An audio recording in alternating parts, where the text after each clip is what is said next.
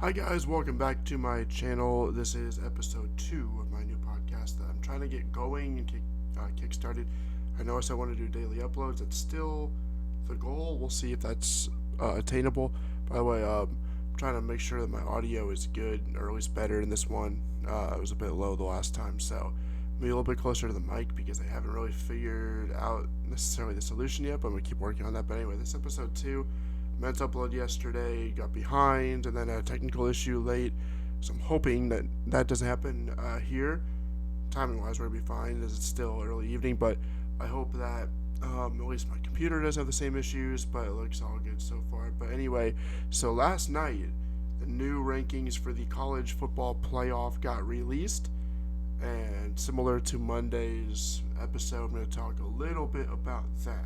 As a matter of fact, that's going to be the topic here, as I have the rankings in front of me for week 2 of these college football playoff polls. And there is a lot of change going on, as a lot of teams lost, so, or at least didn't look good over the weekend. Anyway, so, excuse me. So, on with this video, or on with this podcast. This would be different to say. I mean, it's technically a video, so, it is what it is. But anyway, got the rankings in front of me. So, okay. So, starting, I'll go top to bottom. Can I get my opinions on each of these, at least real briefly? 25 is Arkansas. They're at 6-3. They just beat Texas. It was Texas A&M, or they just beat somebody good. Or no, Mississippi State. That's who they beat. Who I don't think really should have been ranked anyway, but they were.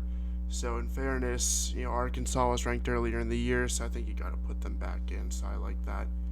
Ahead of them is Utah. They're also at 6-3. I don't think they were in last week's poll, so I think that's they beat Stanford 52-7, and they're right now, I believe, in pole position to win the Pac-12 South, which how they're in the South Division of the Pac-12, considering they're way up north, or at least relatively speaking, relative to like USC and UCLA. I don't get that, but anyway, it's beside the point.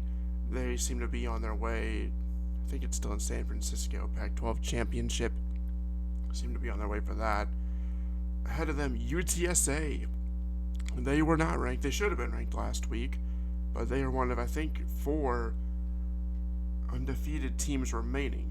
Sincere McCormick, their running back, he is really, really good. Their whole offense is really good. I haven't got to watch them too much. I watched them a little bit tried to anyway. Last few weeks, it seemed to always get like ESPN Plus games, and so I'll be looking forward to hopefully seeing them more. They are at 23. They are 9-0 in Conference USA, and they blew out a UTEP team that's actually pretty good the other day. So UTSA is there. I like that. I could have justified putting them really higher, but 22 is San Diego State. Now, I should say I'm not looking at like where they were beforehand, so trying to go off of muscle memory on that one. I think San Diego State might have went up a little bit. They might have been helped by a couple of other teams losing ahead of them. So that would help, because they did not look very good against Hawaii. Hawaii had to have some really questionable clock management. Yeah, I was watching that game at about 2 a.m. when that ended, because that's an ideal Saturday for me. Anyway, Pittsburgh, I think they were 25th. They beat somebody, and then they climbed back up there. They lost a couple weeks ago to Miami, so they've rebounded pretty well. I didn't think they personally should have been in the top 25 after that, but they certainly deserve it now. I like them at 21. Iowa is at 20. It's actually be 3 straight Big Ten teams and Big Ten West teams. Iowa is at 20. Yeah, I mean, 7-2. I think you still have to put them up there, but they lost to the next 2 teams that we're gonna talk about, and got pretty much blown out by both of them. 19. It's an interesting one. I think it's the first time they've ever been ranked in the college football playoff poll, but 19 at 6-3, it's Purdue, and I can't say they really haven't deserved it. They've had a couple not so great losses, but They have beaten Iowa. They have beaten Michigan State. And it wasn't like either of those games was particularly close. They put 40 on Michigan State on Saturday. So you have to say they probably do deserve it. Will they still be ranked this upcoming week? Or this upcoming Tuesday in 6 nights? After they play against Ohio State? I think that's in Columbus. I think they should still be fine sitting there at 19, even if they do lose. But, yeah, interesting to see Purdue in that spot. At 18, it's Wisconsin. It's very surprising to see Wisconsin at that spot. They were 1-3 at one point. So to see them sitting there at number 18 in the nation, it's certainly surprising. So I gotta adjust my spot backwards a little bit. Yeah, so Wisconsin is there at 18. And then after I had 17, Auburn. I don't think Auburn moved at all. Or they might have gone down a couple of spots. They lost to Texas A&M. I think they only put up 3 points as well. I don't know. Auburn's weird. Like, Auburn has, like, wins that make you really believe in them. And then they lose, I don't think anybody really expected them to go to College Station and win. But, I don't know. They've kind of been like Purdue in a sense where, like, they win some games they probably shouldn't win, and then they find ways to lose some of these games that maybe they should have, or at least be close in them. So, Auburn 6-3, SEC West. That's a good spot for them. I just haven't really given my thoughts on where the last couple should stand. I think Purdue's maybe a bit high, but they should certainly be ranked. 18, Wisconsin. Yeah, they've also beaten Iowa. I don't think they've played anybody else that's really good, or at least not beaten anybody. Then we go up one more spot to North Carolina State at 16. I don't even remember who they played this week, but NC State seems to be in pole position, or certainly right up there or they're certainly contending in the ACC. But at the same time, though, they're 7-2. I mean, they started the year really well. I've had a couple of losses since then, so I think all things considered, could justify it. Now, there are disagreements coming with these rankings.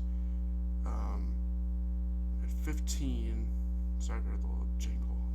I'm not recording my screen. 15, Ole Miss.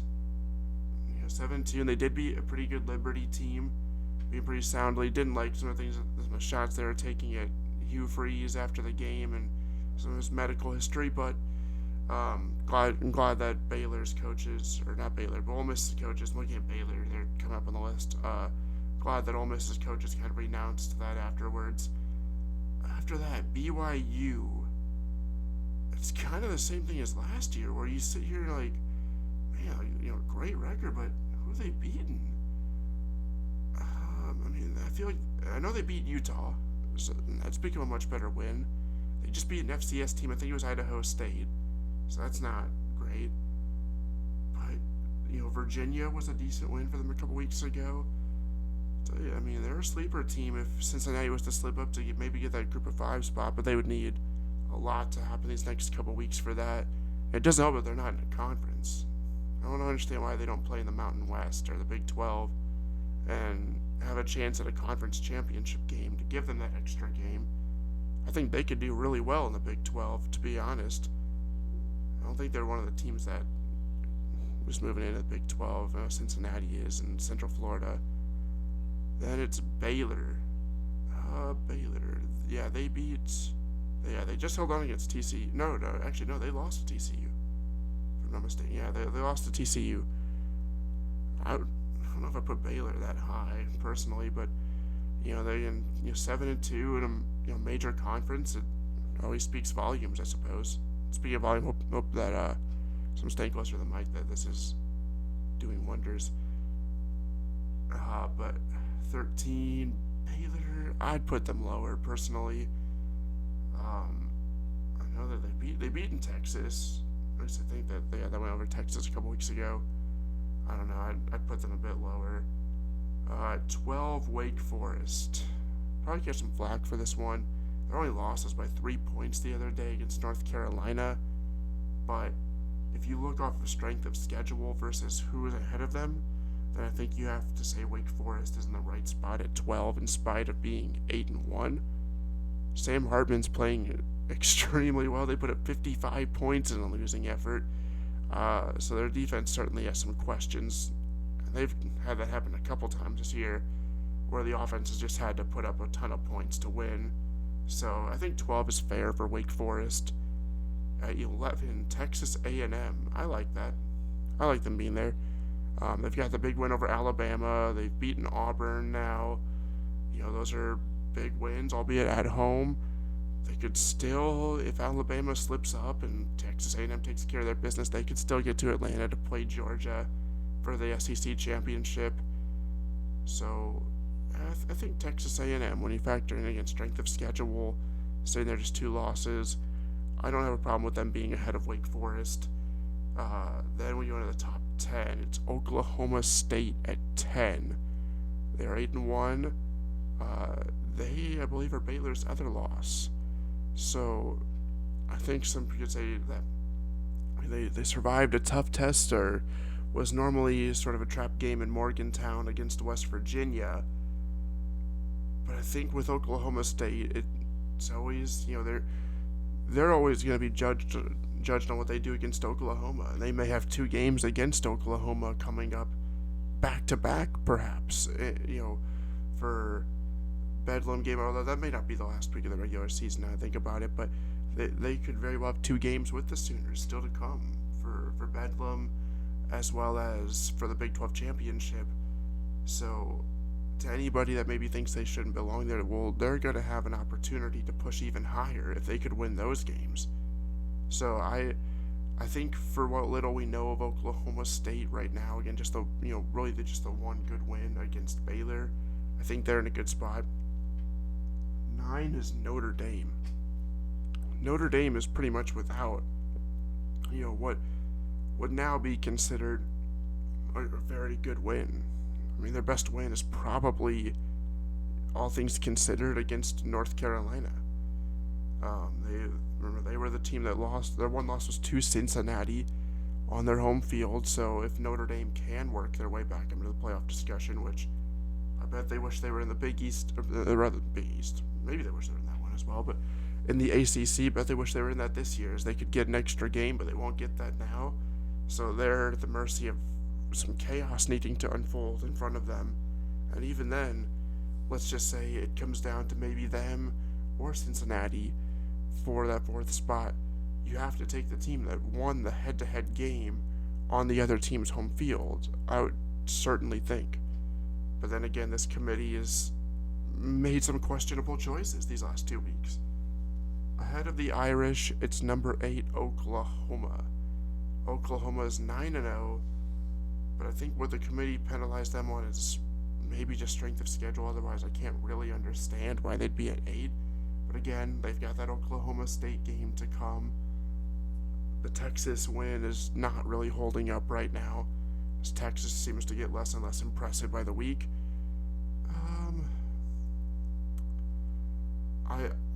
I couldn't put Oklahoma higher, I'll put it that way. Maybe you could flip them and Notre Dame, maybe even say, put Notre Dame at 9, maybe Oklahoma is as low as 10, with Oklahoma State sliding into that 9 spot, but that's about it. I think for the most part, I think they got it right for the most part, until what we're about to get to right now. And I'll put these 2 teams just right now, because you have to compare these 2. 7 is Michigan State, 6 is Michigan. Both are 8-1. Both have had their one loss come in the Big Ten.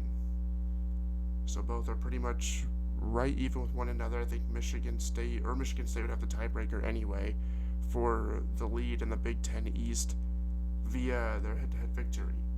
And that's what I think causes some sort of consternation here, is that right now we're looking at this and we're saying, okay, the Michigan State-Michigan game didn't mean anything. Head-to-head matchups don't mean anything. And I guess it kind of goes back to what I just said. If somehow Notre Dame and Cincinnati or to be in direct competition for the 4 spot. You have to take into consideration the fact that they played head to head, and whoever wins that needs to be the tiebreaker, basically. So I think that you have to say Michigan State needs to be at 6. I'm surprised they didn't fall further,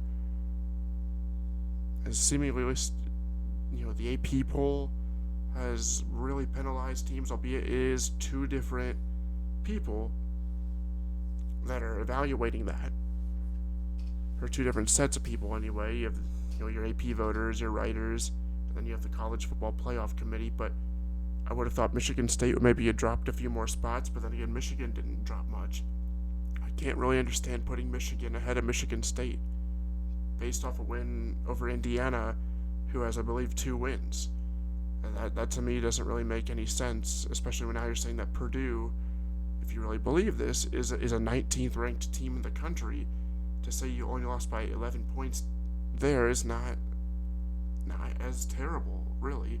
I think that a relatively close loss, 2-score loss to number 19 in the nation is a little bit on the road is a little bit more meaningful than even, I think it was a 20-something point win over a 2-win team at home. But that's just my take on it, and I don't know what the committee really sees with that, but they did, in all fairness, say that was probably their biggest debate. I don't think you could really debate after what happened with Michigan State and what the other results were, what happens next. I think Cincinnati should have been in the top 4 anyway, but based off of what happened last week, you have to say, okay, one team loses, everybody else wins. It's simple. When number 1 wins, you just kind of have to slide everybody up a spot behind whoever that losing team was. So I think I'd for sure flip Michigan and Michigan State and put Michigan State at 6, if anything, really. Then we look at the top 5. If we go off last week's poll, I can't have disagreements. As again, everybody just kind of has to get slid up 1 spot. Number 5 is Cincinnati. I wouldn't feel too bad if I was in that position for Cincinnati. You keep winning out. I'd have to think one of those teams between Oregon and Ohio State is probably going to slip up. Maybe Alabama's not safe yet. I think Georgia, barring an all-out collapse the last few weeks, is pretty safely in, regardless of what happens in the SEC championship game, which they've already clinched a spot for. I think Georgia's all good. So Cincinnati, I think, needs to feel a little bit more optimistic that they moved up that spot and have been shown, hey, that this can change very, very quickly. You just need to keep winning and hope somebody ahead of you slips up. And there's still plenty of time for that to happen. Still with 3 games left in the regular season, plus the conference championship games. At 4 is Ohio State. I personally don't mind Ohio State being up there. This is the difficult thing about Cincinnati. Ohio State's playing as well as anybody in the country right now. I mean, they are very much tested by Nebraska, but it's never an easy game when you have to go to Lincoln. But when it comes to Ohio State, since that loss against Oregon, it feels like it wasn't an immediate turnaround, but they have been steadily progressing ever since that game. So I think at 8-1, it's tough to keep them out of that spot at 4. And then you say, okay, well, hey, if Ohio State's 4 and they're 8-1, well, then the team that beat them in Oregon, in Columbus, is 8-1 as well. So don't you have to put them in at 3? And that's a very fair argument. So I think when you take that into consideration, as well as what last week's poll said, it has to be said that Oregon's fine at 3, Ohio State's fine at 4, Cincinnati at 5.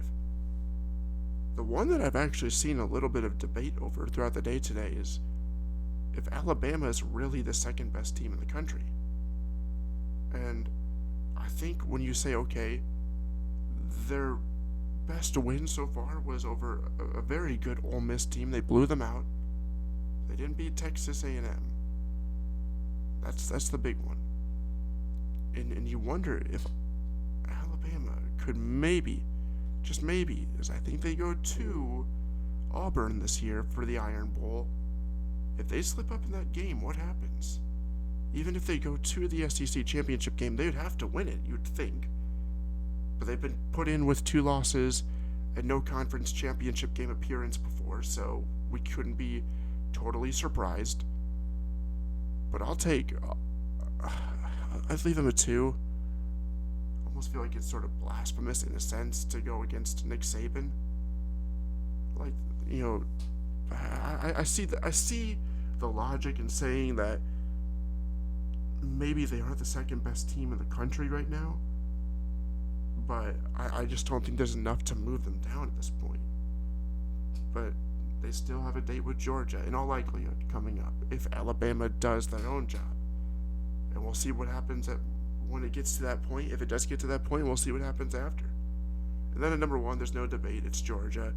They've rolled over pretty much everybody they played. I don't think anybody seriously thought Missouri was going to give them much of a challenge, with all due respect to Missouri. It's in Athens. Georgia blew them out. I don't know who they play next. I know it's not Alabama. I feel like you'd hear a lot about it if it was. They've already clinched the SEC East. Georgia just has to keep saying 1-0, and if they can always just finish the regular season for sure undefeated, maybe even with 1 loss, they're into the playoff. It's just a matter of where. I think they need to be worried about seeding and momentum as well. But I think Georgia just seems to be playing on a different level than anybody right now. So we'll see. Alright, so I'm going to try to make this maybe like a weekly thing. In the meantime, hopefully get every week, every Wednesday episode, maybe even a late night Tuesday episode. I tried to do this last night, but again, I had a computer issue that prohibited that. So this will be a weekly thing until the actual college football playoff rankings and reveal, and who is in, who is out, gets revealed in a few weeks. I'll keep updating and see about movement here, as well as getting other topics. So again, I thank you for tuning in, for listening, for watching, and please feel free to like, comment, subscribe. It helps me out tremendously. There's more coming. I'm gonna be even better than this. This wasn't my very best one, but this was certainly an idea that I wanted to go through with, and then I'll be back tomorrow.